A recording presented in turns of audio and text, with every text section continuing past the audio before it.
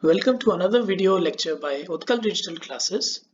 I am your tutor for the course, and today we will be discussing practical physics and the physical world.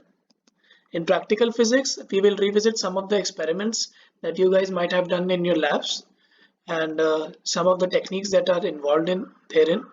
And in the physical world, we'll basically talk about units and dimensions.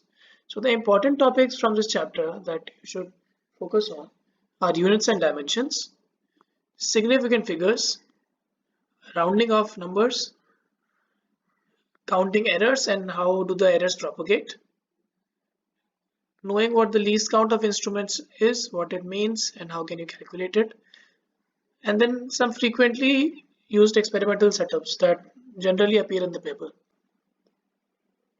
With this in mind, let's move to the first topic at hand, which is units and dimensions. So you can see in the second column that I mentioned some physical quantities. What are physical quantities? Physical quantities are quantities which are used to describe the laws of physics. And if you look at the units in the third column, you can see that I mentioned SI units. So units on physical quantities can be varied. You can have the CGS system, which is centimeter gram second system. You can have the MKS system, which is the meter kilogram second one. You can even have the FPS or the British engineering system, which is foot pound in second system.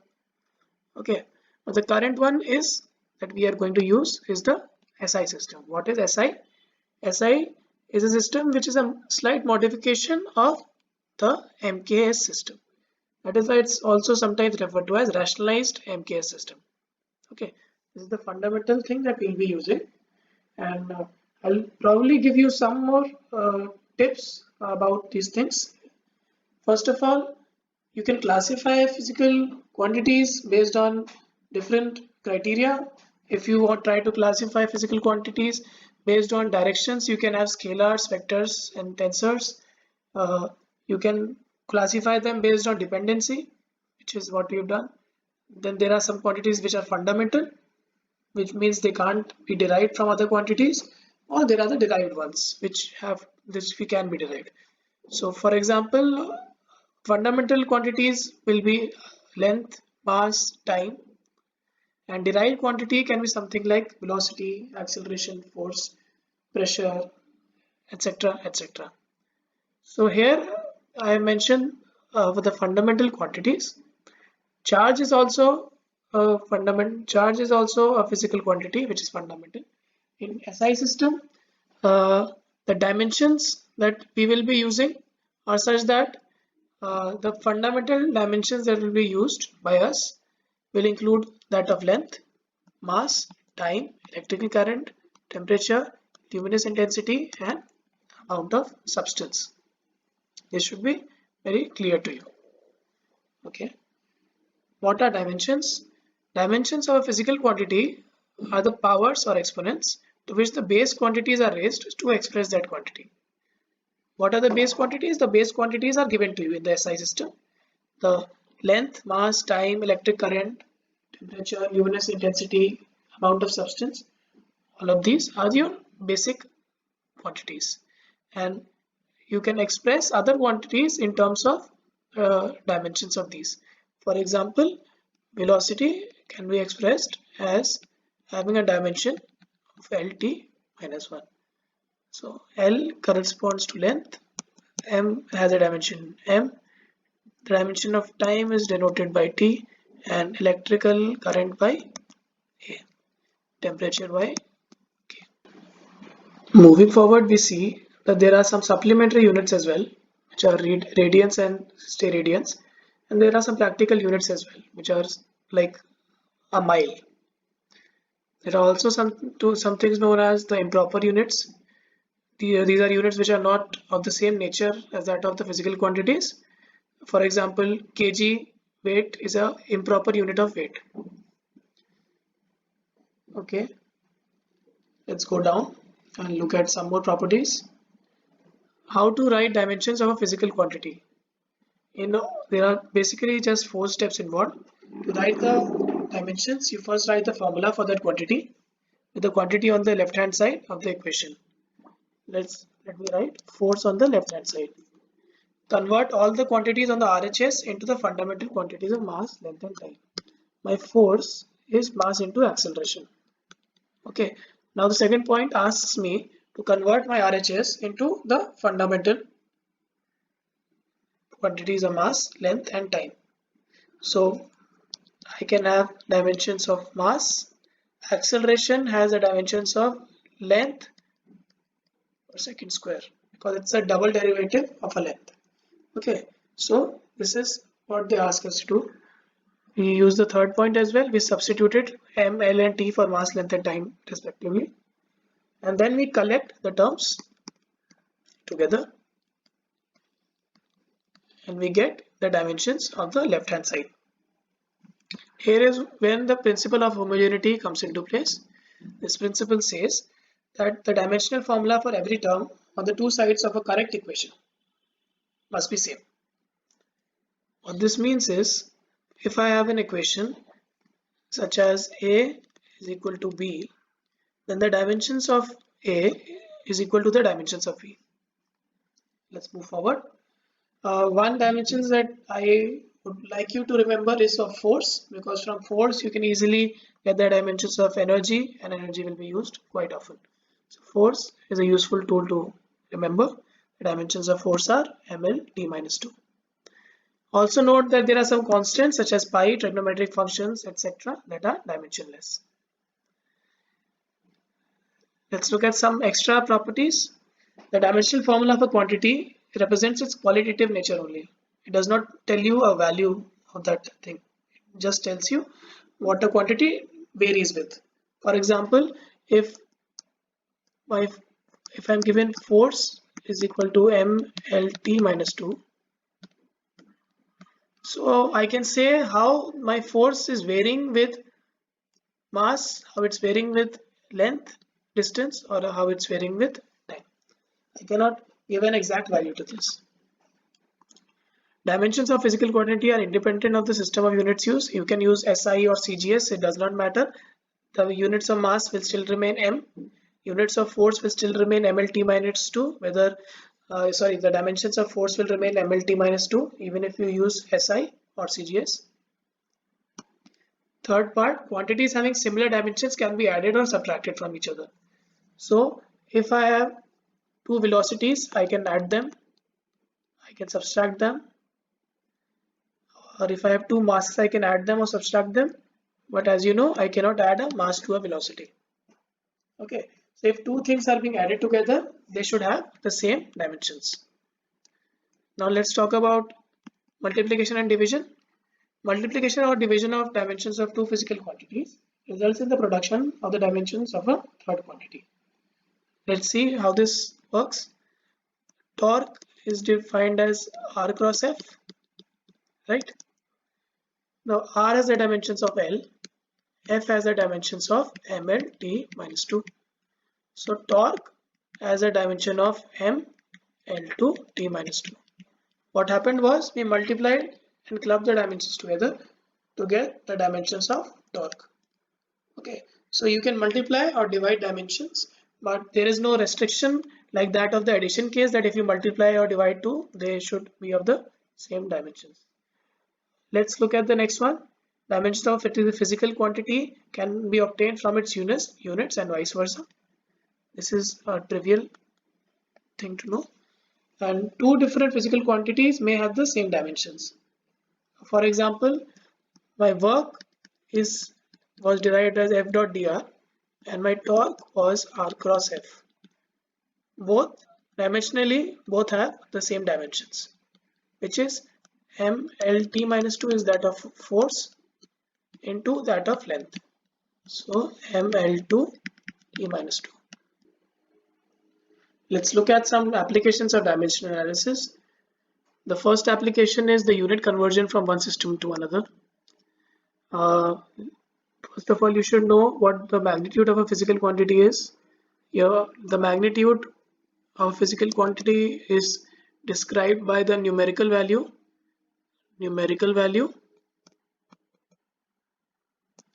into its unit. Okay, so this magnitude of a physical quantity, it remains the same if you try to convert it from one units to the other. What does this mean?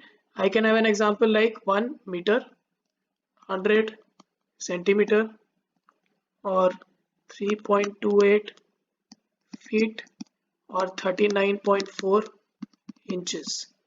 All these are the same magnitude, having the same magnitude of the physical quantity. It's a numerical value here, and there are the units. So the first application is how to convert these units. Let me say I'll represent numerical value by n and unit by u. Okay, so that implies if this is a constant, this is similar to any n1 u1 is equal to n2 u2 and so on. Okay, so the first application is based on this basic logic, nothing else. So if I want to convert one system of units to another, let's say the first system was n1 u1, the second one was n2 u2. So I can easily write n2 is equal to n1 into 1 by u2. Okay, now I can write this, I can equate this to n1 times you club the different dimensional equations together with the exponents that were there in the original things. I'll tell you when an example comes how to use this and so on. What does this mean? Let's look at what do these terms mean, n1, n2 and things like this. So n1 is the numerical value in the first system, m, and then m1 is the unit of mass in the first system, L1 is unit of length in the first system, and T1 is unit of time in the first system. Similarly, N2 is the numerical value in the second system, M2 is unit of mass in the second system, L2 is length in the second system, and T2 is unit of time in the second system. So here all these are units. So how do I apply this to a basic question? I'll just give you an example and everything will be clear to you. Let's pick the basic question. Convert 1 Newton, which is in SI units right now, into dyne. So they want to ask you how many dynes are there in 1 Newton. So how do you proceed with this? This is nothing but N1 is 1, U1 is given, N2 we need to find, and U2 is again given. Okay, so let's just write this. N2 is equal to N1 into M1 by M2 to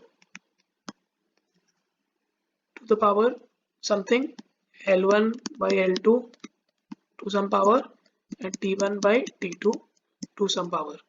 Now how do we derive these powers? We know that these both are they respond to the physical quantity force. So F is equal to M L T minus 2, right? So M is having an exponential 1, L is having an exponential 1, and T is having an exponential minus 2. So you just use these quantities as the exponents in your system. So you have M1 here, 1 here, minus 2 here. Okay, so this gives you 1 into kg per gram, meter per centimeter, second per second is equal to 1 into 1000 into 100 into 1 is equal to 10 to the power 5. So this means that 1 Newton is equal to 10 to the power 5 dynes. Dynes is the CGS unit. Okay, so this basic example should clear whatever complicated question might come in the paper. They might give you some other equation and then ask you to convert it to this. Now let's look at the second application, which is to check the dimensional correctness of the equations. These type of questions generally come in the paper. So I'll give you an example of how they come. For example, they ask you that T is equal to 2 pi root L by G. This is the formula for your simple pendulum. Then they ask you whether the relation is dimensionally correct or not. So what you do is you find the dimensions of the left hand side and then you find the dimensions of the right hand side, and then you say whether they are equal or not. So for LHS, my dimensions are that of time. For RHS, let's write the dimensions. 2 pi has no dimensions of its own, so we will have to find dimensions of root L by G. Okay, so I have L to the power half divided by G to the power. Now what is the dimension of G? G is nothing but an acceleration. An acceleration is given by LT minus 2. Okay, length per unit time per unit time. Okay, this is also raised to a power of half. Okay, so what you get from here is T square to the power half is equal to T. Okay, so LHS is equal to RHS. So the dimensions of both the sides are the same. So this is one of the questions. It can come in this fashion, or the same type of questions come in another fashion in which they just give you answers of a question, and then they tell you, then they ask you which of these is correct.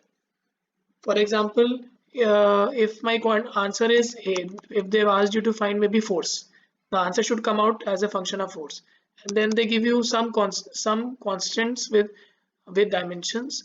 For example, some epsilon, mu, and then some divided by some A or B or C here, and then they say if this is a correct equation, then what are the dimensions of A, B, and C, or something of this sort. Or they can ask you it in another fashion in which all the dimensions are given, but these are given in this fashion. In one question it is something like this, in another question it's something like this,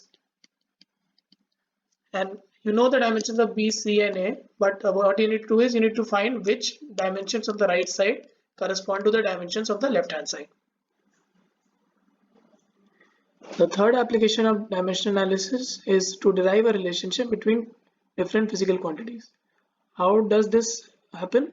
This uses the same principle of homogeneity of dimensions amongst physical quantities, and let's look at this through an example. A question tells you that time period of a satellite depends on the gravitational constant G. It depends on mass of Earth and the radius of the circular orbit. Okay, but you don't exactly know the formula or the actual proportion that T has with G, M, or R, whether it's inversely proportional or there is a square involved somewhere along the line. We don't know right now. So how do you calculate a formula? Look, these kind of questions will help you when they pose you with questions in which they ask you how does a quantity vary with another quantity, and then you are given 4 options. For example, they might ask you how does a quantity A vary with radius, and then there are 4 options given with r square, 1 by r, or something like this. So instead of going for solving everything, you can directly use dimension analysis and see what quantity it refers to. Okay, so let's look at this example first. So how do you approach this question? How we know, first of all, we start by writing T. The dimensions of T should be equal to dimensions of whatever happens on the RHS, right? So T should be proportional to G to the power some A, dimensions of mass to the power some B, and dimensions of radius to the power some C. Okay, so that implies if I look at the LHS, I have M0, L0, T1. Okay, and I can equate this to, I'm equating, there is actually a proportional sign, but in terms of dimensions they are the same. So my dimensions are m to the power minus a, L to the power 3a, T to the power minus 2a. Then this multiplies, this is for G. Then I have m to the power b and r to the power c, or r is basically L. R has dimension as I to the power c. Okay, so this is nothing but m to the power b minus a, L to the power c plus 3a, t to the power minus 2a. Okay, now all you do is you just equate the coefficients on both the sides. So for m is equal to 0, for this quantity, for m is equal to 0, that implies uh, b minus a is equal to 0, or b is equal to a. Okay, for t is equal to 1, we can equate t is equal to 1 here and minus 2a here. Okay, so that implies a is equal to minus half. So using this quantity, we have b is also equal to minus half. Okay, and for the value of L to be 0, equating it with c plus 3a, we find that c is equal to 3 by 2. Putting these coefficients back into the normal expression, you see that t is proportional to root r cube by gm. Okay, the actual expression might have a constant here, but you are only worried with what the proportionality is. So these are extremely important and they will be useful when you go forward. Let's look at a question from JEE Mains 2019. The expression for time is what we need to find out in terms of the universal gravitational constant G, Planck's constant h, and speed of light c. So how do you approach this question? This question is relating to whatever we read right now about the three applications. So let's just start with writing the LHS. I have my time is given proportional to g to the power x, h to the power y, and c to the power z. These x, y, and z are unknown at this time. Now dimensions of g are m minus 1, L3, t minus 2. Dimensions of h are m, L2, t minus 1, and dimensions of c are Lt minus 1. Okay, so if you equate the dimensions of RHS to the dimensions of LHS, what do you find? You see that m0, L0, t1 is equal to m minus 1, L3, t minus 2 raised to the power x, then ml2 t minus 1 raised to the power y, and lt minus 1 raised to the power z. You club the powers of m, l, and t together. What do you see? You see m to the power minus x plus y, l to the power 3x plus 2y plus z, and t to the power minus 2x minus y minus z. Okay, these are the dimensions of RHS. Now we know that the dimensions of LHS should be equal to the dimensions of RHS. So we just have to compare the powers. If we do so, what we see is minus x plus y is equal to 0. That implies x is equal to y. Okay, then 3x plus 2y plus z is equal to 0. That implies 5x plus z is equal to 0. Okay, and minus 2x minus y minus z is equal to 1. This is for time. That implies 3x plus z is equal to minus 1. Using these two equations, 2 and 3, you find that x is equal to y is equal to half, z is equal to minus 5 by 2. What this means is your time is directly proportional to root of gh by c to the power 5. gh by c to the power 5. Yeah, this is the answer. So what you had to know is what are the dimensions of g, what are the dimensions of h, and what are the dimensions of c. C is fairly simple. How do you remember the dimensions of g? You should just recall to dimension that force is equal to g m by r square, which is the gravitational force.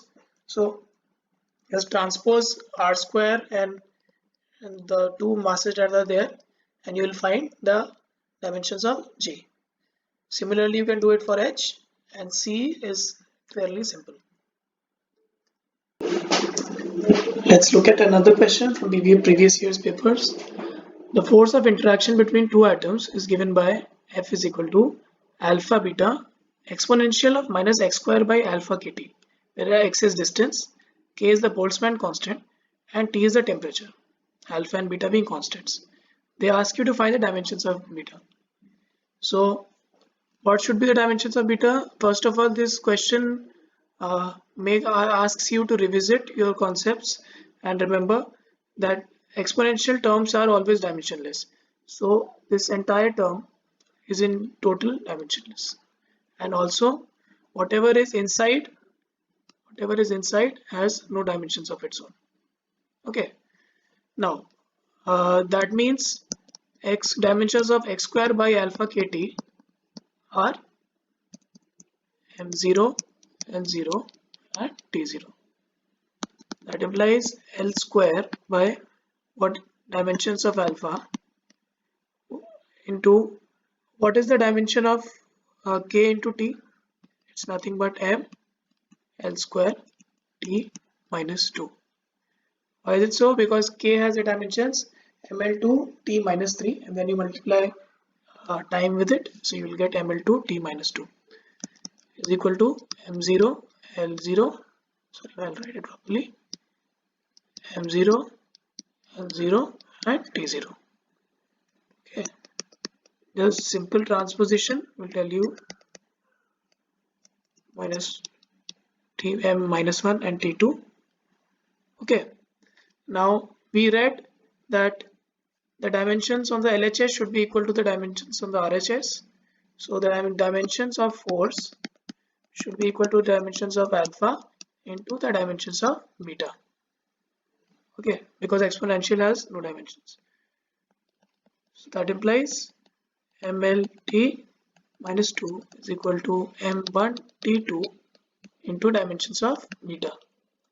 That implies dimensions of beta are nothing but m2 into length is there on the LHS, so length will stay and time will become minus 4. Let's see if this is an answer. Let's try attempting one more question before we leave this section. So the question asks you which of the following combinations has the dimension of electrical resistance. Okay, where epsilon naught is given as the permittivity of vacuum and mu naught is the permeability of vacuum. So you're given 4 options. From the basic knowledge, you should remember that 1 by root of mu naught epsilon naught is equal to C. You remember this relation? Alright. So what this relation means is root of mu naught by epsilon naught can be written as root over mu naught square by epsilon naught into mu naught. I just multiplied and divided by mu naught. Okay, let's see if this gives us a simplified expression. If I substitute the value of C, I get mu naught into C. Okay, now what is the dimensions of mu naught into C? Mu naught has the dimensions mlt minus 2 into a minus 2 into lt minus 1. That implies dimensions are ml2 t minus 3 a minus 2, or it has the dimensions of resistance. Now we begin the course on practical physics. The first topic that we will be touching upon is significant figures. The significant figures in a measurement are the figures or digits that are known with certainty plus one that is uncertain. To find significant figures, there are certain rules, and I have listed the rules down for you. So the first rule says that all the non-zero digits are significant. So if you take this case that I have mentioned here, For example, 1, 2, 3, 7. These are all non-zero digits. So the number of significant figures is 4. 4SF. SF is the short form for significant figures. 12 will, if I have a number 12, it will have a significant figure as just 2. Okay. The second rule states that all the zeros between two non-zero digits are significant. So in this example of 20846, even though 0 is coming in, but it's coming between two non-zero digits 2 and 8. So that is why it is also counted. So the number of significant digits is 5. 20846, all of them are counted. Okay, so you have 5 significant digits here. The third rule says that all the zeros to the left of the first non-zero digit are not significant. So a number of this form will not have 1, 2, 7 significant digits. It will only have 3 significant digits. Okay, or significant figures. The fourth rule says that if the number is less than 1, then the zeros on the right of the decimal point but to the left of the first non-zero digits are not significant. So these zeros are not significant. Okay. The fifth rule says that the trailing zeros or zeros to the right of the last non-zero digit in a number with a decimal point are significant. Note that it's written a decimal point. Okay, so if you look at this example 02.011, this 0 is not significant, but these 4 digits are. If you look at the sixth rule, it says that when the number is expressed in exponential form, for example 3 into 10 to the power 9 or 5 into 10 to the power 4, the exponential term does not affect the number of significant figures. So if 12.4 had 3 significant digits, so does 124 into 10 to the power minus 1, 1.24 into 10 to the power 1, or 0.124 into 10 to the power 2. They all have 3 significant figures. The seventh one is a little tricky, and then that is why you should pay a little focus to it. In a number without decimal points, zeros to the right of non-zero digits are not significant if just a number is given to you. So 1300 has 2 significant figures. But when same value is recorded on the basis of an actual experiment, the question says that an actual experiment took place, then they become significant because a measurement has already been done using those. Okay, when that is done, then all the 4 are included. So make sure you look out for this trick in the paper. If they say that an actual experiment was performed and this was recorded, then you have to take into note all the digits. Let's just try to do 2 questions.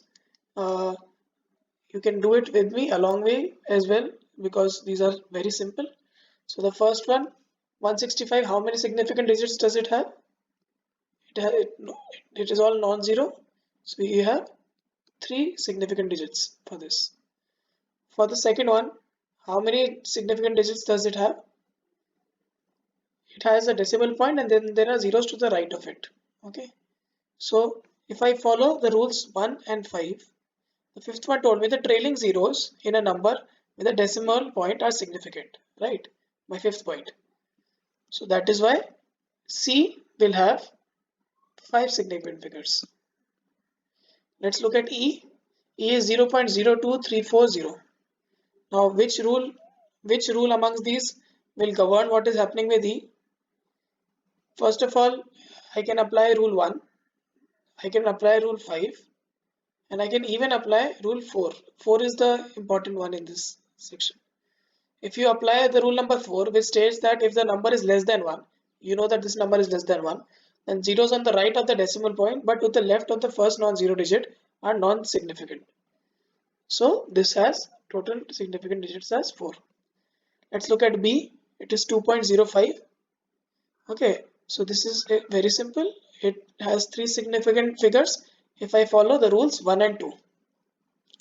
And the D1, which is 0.005, if I am again using the rule number 4 because this is less than 1 and thus it has only 1 significant figure. Okay, let's look at some more exercises from this.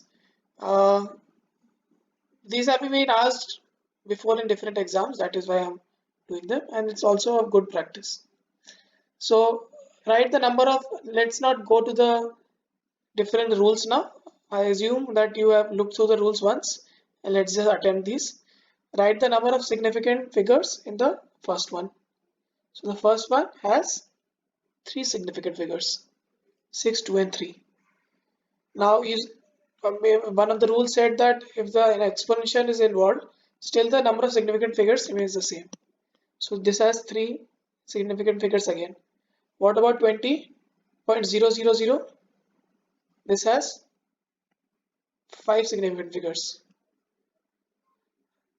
What about 0.02 to the power 10 to the power minus 19?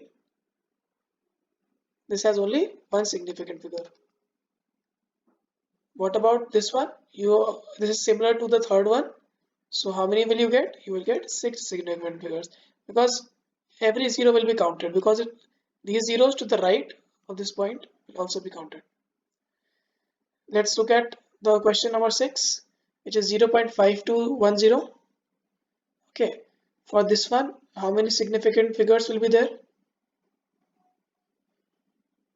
There will be four significant figures. For the seventh one, how many significant figures are there? They're all significant, so there are five. For this, it's very simple, it's 3.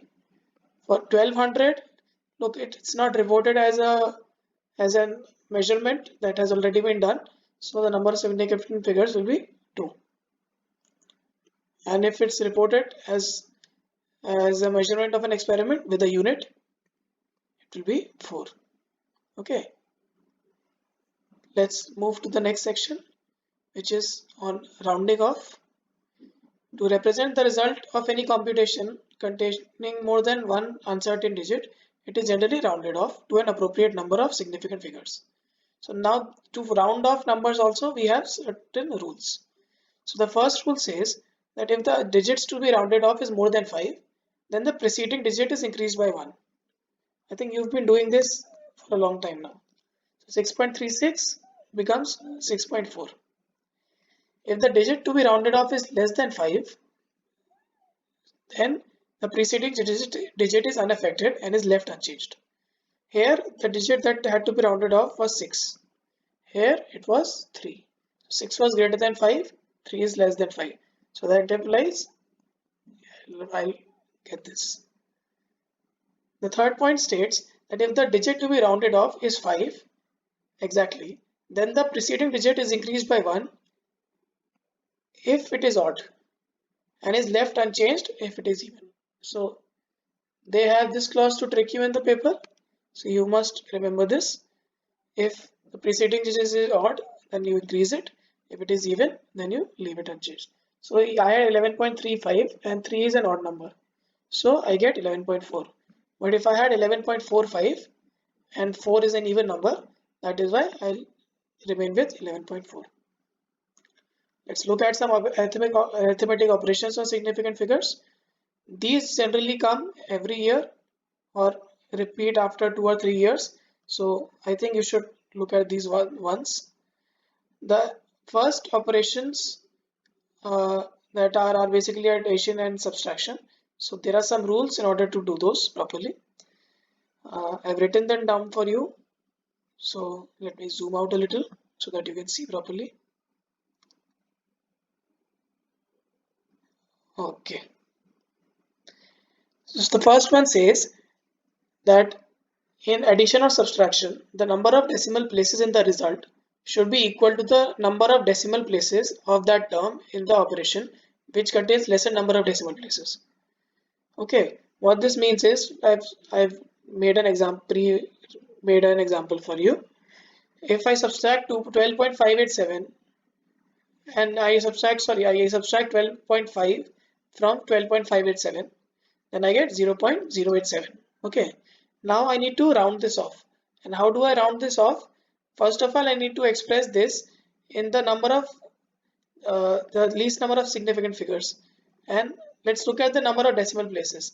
The first one has 3 decimal places, while the second term had 1 decimal place. So my first rule says that after addition or subtraction, my answer should have the number of decimal places that is equal to the least one. So this should have 1 decimal place. That is why this was rounded off to 0.1. Okay. Similar thing will happen with addition as well. The second rule says in multiplication or division, the number of significant figures in the product or quotient is same as the smallest number of significant figures in any of the factors. Now recall that when I told you about the first rule, we were looking at the number of decimal places. Here, when we multiply or divide, we look at the number of significant figures. Okay, so in multiplication or division, the result should have the same significant figures as the least of whatever is being multiplied. So here, 2 significant figures are there in the first one. So your answer should have 2 significant figures. Because my answer was having 3 right now, my actual product, I have to round it off to 2 significant figures.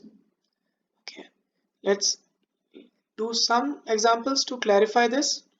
I'll zoom this in for you to see it properly. Okay, so we are supposed to round off the following numbers to 3 significant digits, each of these. So how will I round this off to 3?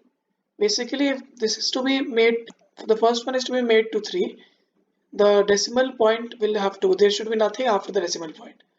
So if you just try rounding this off, you will get 900 as the answer. Okay, because 8 will get rounded off.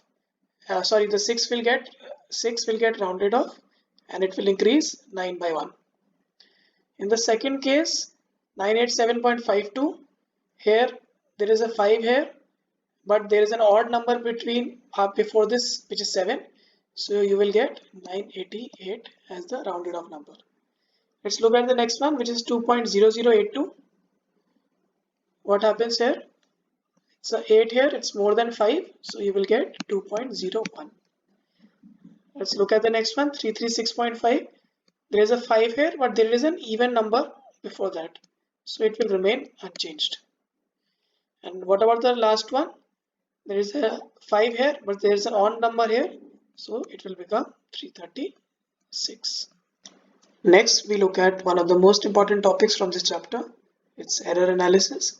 And I've seen that every year a question comes from here, and people or students generally think that an easy question will come. That is why they don't prepare really well for this. But when it comes, most of the people do silly mistakes. So that is why we are going to go through these problems. First of all, I'll just introduce the concept properly of what is error. So an error happens in a measurement when your reported value is different from the actual value or the true value. So the first point says or defines absolute error, which is nothing but the difference between the true value and the individual measured value of the quantity.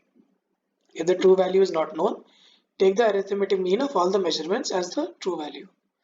So an example for this is if you want to, if there is an experiment with a simple pendulum where we wanted to find G, okay, then to more or less the practical extent, we know that G should be equal to 9.8 meter per second square. So that should be your that should be your true value. But your measured value can be different from this value. You can get a value of 10.2 or 11 or 9.1. The measured values can differ. So when the true value is known, then the difference between the actual measured value and the true value is the absolute error. But there will be cases when your true value is not known beforehand. So in those cases, what you will do is you will just repeat the experiment many times, and then you will take an average of those and then use that as the true value. So as I have written it down here beforehand, my arithmetic mean of all the measurements is given here. I took n measurements, so my arithmetic mean AM is provided here, and then my absolute error, which is delta A, is nothing but my measured value, some measured value minus the arithmetic mean. Okay, this AI can be A1 or A2 or A3, where A is the outcome of a measurement. Okay, you should remember this. What is the mean absolute error? It's the arithmetic mean of all the absolute errors.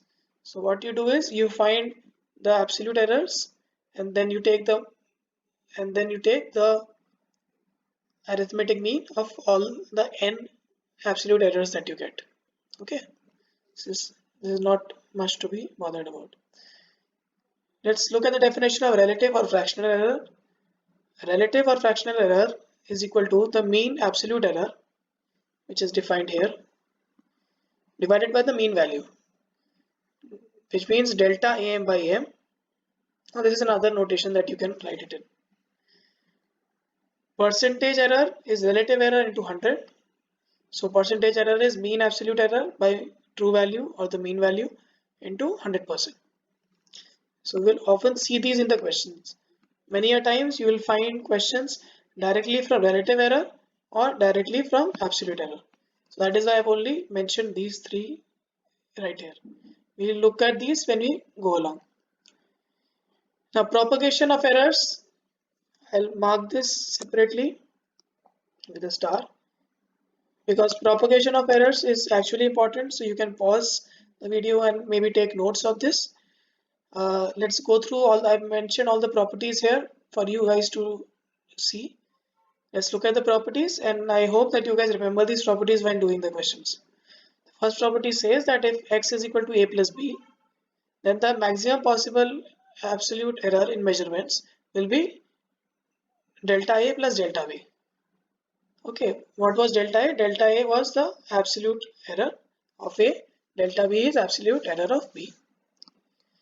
Similarly, if x is equal to a minus b, then maximum error is still the sum of absolute errors of a and b. Note that it does not, there is no negative sign here. In both the cases, your absolute errors will add. What about your quantity x is equal to a by b, and then you go on to measure a and b separately, then you find that the error is best represented as a fraction. So the absolute error in x divided by x is equal to absolute error in a by a plus absolute error in b by b. Okay.